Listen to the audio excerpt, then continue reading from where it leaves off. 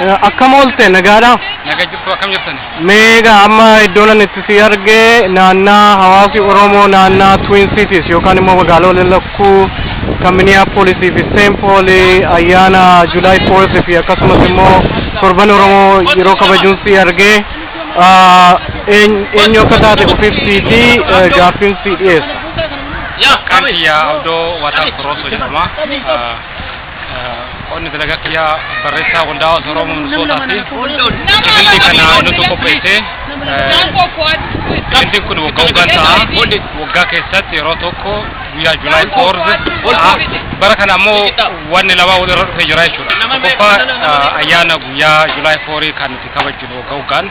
Isa kana lammaffaa ammoo Oromo Week annual Oromo Soccerin ka North America as magaalaa lakkuu kana keessa waan ta'uuf so eventiin kunniin lamaan wal duukaa waan deemaa jiruuf magaalaan Minneapolis St. Paul torban kana torban Oromoo akka ta'e seeraan nuufamanii jiranii so waan kanneen lamaan kabajaa jirra jechuudha guyyaa irraa gabaabumatti. Baay'ee gaariidha. Mee namoota meeqatu iddoo kanatti argamuu danda'e har'a guyyaa guutuu?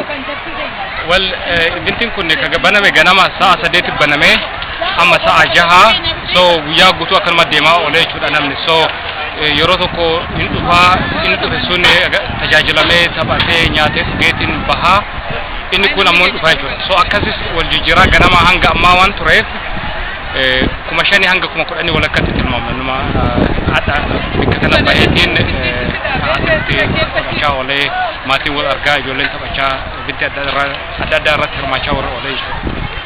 Baay'ee gaariidha. Namoota hedduutu ba'ee akkanatti maa jirtutti mee amma sa'aatiin kunis gara lixuutti jira. Mee maal fa'aa hojjettan jechuun maal hojjechaa ooltanii namoonni as dhufan paarkii kana keessatti ayyaana piknikii July 4th fi torban Oromoo kabajuudhaaf warra dhufanii maal fa'aa hojjetaa oolan? Tokkoffaa guyyaan guyyaa wal agareeti bikka amma godaanuu fi qopheessaa jirru kanatti barbarkii goonaa akkasumas ammoo waldii adda addaa nyaata adda addaatti fi dhugaatii adda addaa gama kanneen jira namni isa nyaatee hin dhugaa gama sanirraan bikka ijoolleen itti taphatantu jira ijoolleen maatii warri ijoollee qabatee kan dhufe ijoolleen bishaan daakuu bikki itti taphatanii jira ijoolleen akka tapha adda addaa irratti hirmaatanii sunneen kids activity ijoolleetu gama sanii jira achirraan gama kanaan ammoo kubbaa akka baaskeetiitu jira gama kaaniin ammoo kubbaa harkaatu jira jechuudha warri duraan kubbaa lukaatiif fi activity adda addaa geggeessaa turre isa kana overlap akka hin goone warri Ofsaanaa Washburn High Schoolitti waan tapha qabaniif jecha bara kana qofa jechuudha bara kana kubbaan miilaa taphni hin taane maaliif isa kaanii overlap akka hin taane sanaaf hambisne jechuudha. So activitiin kun wanne guutumaan guutuutti as keessa kan deemaa jiru gabaabina kana fakkaata activity adda addaa namni wal arguun hiriyyaan maatiin ijoolleen hiriyyaa godhachuun gartee baay'ee yoomama waan adda addaatu jira so generally very good community waan hawaasa kana walitti fideeti hawaasa akka hawaasaatti gosa Oromoo akka Oromootti tolfee gartee waldaan keenya hawaasni keenya bika adda addaatti karaa amantaatiin bika adda addaatti wal dhufaa ka islaamaatiin ka kiristaanaallee charchiillee charchii adda addaatti jiraachuu danda'a akka Oromootti garuu bikki tokkichi walitti dhufuu danda'u bika kanaa jechuudha so ayyaanni kun agartee guyyaa bilisummaa Ameerikaati ullee uummata bilisummaa hawwuu fi karaa irra jiru so akkaataan guyyaan kunuu akkaataan ittiin jalqabame hawwisa irraa akka ka'e so akkasumatti guyyaa kana tokkummaa Oromoo irratti akka hundaa'u gooneetiin kabajaa jirra jechuudha. Mee waa'ee Oromummaa haasofnu akka jettetti namoonni naannoo Oromiyaa iddoo adda addaa irraa dhufan asitti argamanii jira jettanii amantii adda addaa irraa namoonni dhufanii asitti dhufanii ijoollee isaanii wajjin kabajaa jiran jettanii jirtu. Mee kuni Oromummaa cimsuu irratti wal gahiin kun waggaatti al tokko ta'am gaheen isaa maal fakkaata? Gaheen isaa dhugaatti hedduu bikka guddaa qaba jedheetiin amanaa akkuma duraan jedhe Oromoon bikka adda addaatitti karaa amantiitiin kana ammoo karaa siyaasaatti illee bika adda addaa kophaatti walitti dhufuu irraa bika tokko walitti dhufu Oromoo kana karaa tokkotti fuulleessuuf yaada Oromoo gartee karaa tokkotti luuceessuu irratti gahee guddaa qabaa jenneetiin amannaa jechuudha. Maaliifuu inni kun waan tokkummaatti qofaa waan gartee hawaasummaati waan tokkummaa ijaaruu irratti waan hundaa'ee bika kana wal dhufee namni mari'ataa yaada adda addaa wal jijjiiraa gartee garaagarummaa yaadaan jiru kanallee waliin mari'achuu danda'a. So kanaaf bikki kun karaa tokkummaa kana deemuu irratti gatii guddaa fi gahee guddaa qabaa jennee amanna. Baay'ee gaariidha. Tokkummaan uummata Oromoo bakka hundattuu barbaachisaa akka ta'e yeroo ammaa kana namni baay'een itti amanaa jira. Mee waan kun hojii guddaadha. Hawaasa lakkoofsaan 10,000 ta'u guyyaa tokkotti keessumsiisuu jechuun waan hedduu waan barbaadu fakkaata.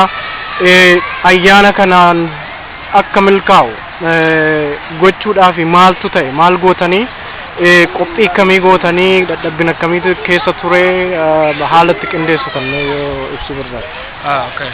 Haala kana qindeessuuf qophii boordiin waldaa hawaasa Oromoo Monisoodha qophii yeroo dheeraa gochaa ture. Boordiin koree adda addaa qaba. Koree sanniin jala koree eventii qopheessuu tujira. Koreen sun gartee bajeta barbaaduu fi volunteerii adda addaa hirmaachisuu supply meeshaa waan guyyaa har'aatti tajaajiluuf barbaachisu bituu isa as dhiyeessuu transportii godhanii as dhiyeessuu kanaaf kan kana fakkaatan keessa ture jechuudha. Dalagaa akkasii fa'aatu keessa ture kana qindeessuuf dadhabbiif yeroo bajeta barbaada waan kanneen hedduu kan dadhabe boordii waldaa hawaasa Oromootiif galata guddaa galchuu barbaada. Ammas ammoo uummanni magaalaa Lakkoollee guyyaa raas dhufeetti gartee binti kanaan ammoo walgahii Oromoon gatti yeroo tokko kana irra hirmaateeti aadeffachuu isaatiif hedduun galatoomaa bagadhataniitti kana argamtanii ammas ammoo sagantaan kun hoggaa waan ta'eef yeroo hundaa manni magaalaa Lakkootiif ammas ammoo magaalaa biraa irraallee dhufeetiin agartee akka wanti tokkummaa Oromoo kun akkamitti deemaa jira jedhu binti Oromoo kan irratti akka argaa.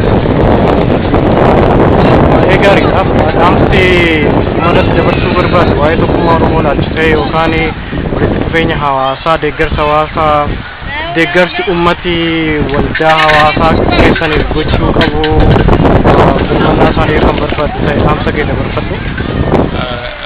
Galatoomaa dhaamsa dabarfachuu barbaadu